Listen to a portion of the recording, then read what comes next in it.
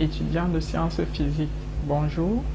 Dans la vidéo précédente, nous avons étudié le système de coordonnées cartésien où nous avons déterminé le vecteur position, nous avons déterminé les coefficients métriques et nous avons également déterminé le déplacement élémentaire. Dans la vidéo suivante, nous allons étudier le système de coordonnées cylindriques. En réalité, le système de coordonnées cylindriques constitue les coordonnées généralisées ρ, θ et z, les vecteurs de base EI donnés par euro, Eθ et Ez, les déplacements élémentaires des coordonnées généralisées dρ, dθ et dz, et les coefficients métriques hρ, hθ et hz que nous posons généralement égal à 1, ρ et 1. En fait, ces coefficients métriques-là, nous allons les démontrer par la suite. Bien, considérons maintenant le système de coordonnées cylindriques représenté ci-comme. C'est un repère qui a pour origine le point O. Bien sûr, il est représenté dans la base cartésienne puisque là nous avons encore EX, là nous avons EY et là nous avons EZ. Nous avons le point M et le projecteur orthogonal du point M sur le plan OXY nous donne le point H.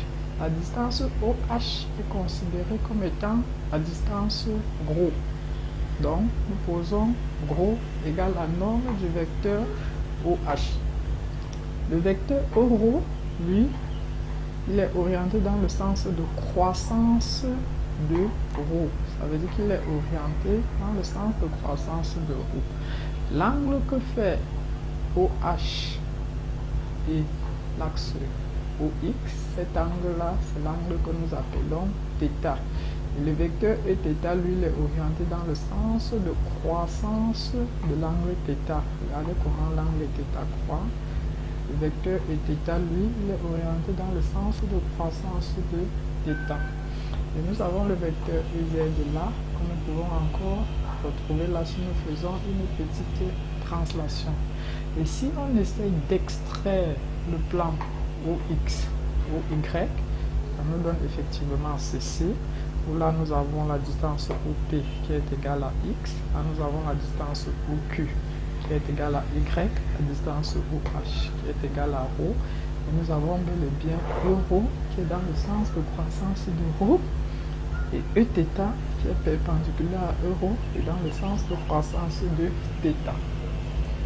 À présent, nous allons déterminer le vecteur position OM dans le système de coordonnées cylindriques. Le vecteur position OM est autre que OH plus HM. Ça veut dire que OM est égal à OH plus HM. Observons à présent ceci. OH est porté par euro. Ça veut dire que le vecteur OH est égal à ρ euro. Ce que nous écrivons là. Le vecteur HM, lui, il est porté par EZ. Et voilà, il est porté par EZ. Et HM, c'est Z et Z. La première remarque qu'il faut faire avec ce vecteur position OM, c'est que le vecteur position OM dans le système de coordonnées cylindriques ne contient pas de composante suivant Eθ. Vous allez constater qu'il y a une composante suivant euro et une composante suivant Ez, mais pas de composante suivant Eθ. Première remarque à faire. À présent, nous allons déterminer le coefficient métrique hρ. Si nous utilisons la définition générale du coefficient métrique qu'on a donné dans la vidéo précédente, on doit avoir hρ égale la dérivée partielle du vecteur position OM par rapport à ρ de tout scalaire euro. Et comme le vecteur position OM est égal à ρ euro z de Ez, Ez étant un vecteur constant, la dérivée partielle de z et z par rapport à ρ nous donne le vecteur nul. Ce qui fait qu'il doit nous rester la dérivée de ρ euro par rapport à ρ de tout scalaire euro. Et comme là nous avons un produit de deux fonctions, puisqu'il faut rappeler que le vecteur euro, certes sa norme vaut 1, mais ce n'est pas un vecteur constant.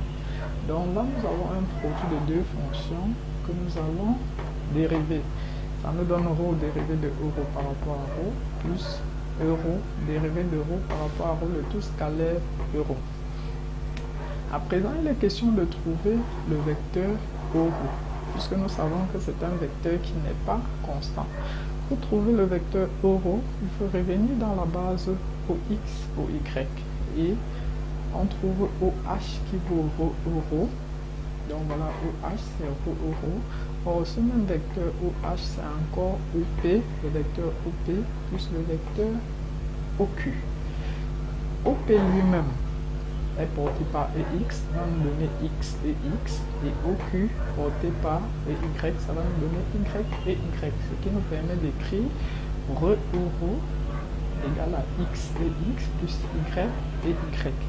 Si nous revenons dans cette base-là, nous constatons que X n'est autre que rho cosinus de l'angle θ, qui nous permet d'écrire rho euro égale à rho cosinus θ porté par Ix plus rho sinus θ porté par Py. Et si nous simplifions rho, nous trouvons euro qui est égal à cosinus θ et X plus sinus θ et Y. De la même manière, nous pouvons trouver le vecteur Eθ, et il faut remarquer que pour obtenir le vecteur Eθ, il suffit de roter le vecteur euro d'un angle de π sur 2, ce qui nous permet d'écrire que le vecteur Eθ est égal à euro avec pour argument θ plus π sur 2.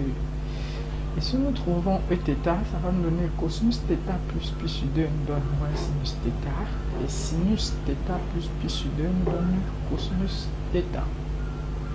Revenons maintenant à l'expression de euro. Nous avons montré que euro était égal à ceci. Or, euro que nous venons de trouver ici ne dépend pas de rho. Ça veut dire quoi? Ça veut simplement dire que la dérivée partielle de euro par rapport à rho va nous donner 0. Il nous reste donc cette quantité-ci. Or, dérivée de euro par rapport à rho nous donne 1. Donc, HO va nous donner euro scalaire euro qui est égal à 1. À présent, trouvons le coefficient métrique Hθ. Si nous utilisons également la formule, nous allons trouver Hθ égale à la dérivée partielle du vecteur position OM par rapport à θ, le tout scalaire Eθ. Regardons OM. OM c'est rho euro plus Z et Z. Cette quantité-ci ne dépend pas de θ, donc la dérivée de Z et Z par rapport à θ doit être égale à 0, encore le vecteur nul. Il nous reste donc dérivée de rho euro par rapport à θ, le tout scalaire et θ. Rho ne dépendant pas de θ, il peut sortir de la dérivée et nous avons dérivée de euro par rapport à θ. Or, dérivée de euro par rapport à θ, la dérivée de cosinus θ, ça va nous donner moins sinus θ. La dérivée de sinus θ, ça va nous donner cosinus θ. Donc la dérivée partielle de euro par rapport à θ n'est autre que le vecteur Eθ, ce qui nous permet d'écrire Hθ égale à rho Eθ scalaire Eθ qui est égal à rho. De la même manière, on peut montrer que AZ est égal à 1 et quand les coefficients métriques sont connus, nous pouvons simplement écrire le vecteur déplacement élémentaire DON qui est égal à HRho qui vaut 1, dρ porté par euro, plus Hθ qui vaut rho, dθ porté par Eθ, plus Hz qui vaut 1, dz porté par dz. Bien. Dans la prochaine vidéo, nous allons étudier le système de coordonnées sphériques et nous allons trouver également les équivalences entre les systèmes de coordonnées cartésiens. Merci.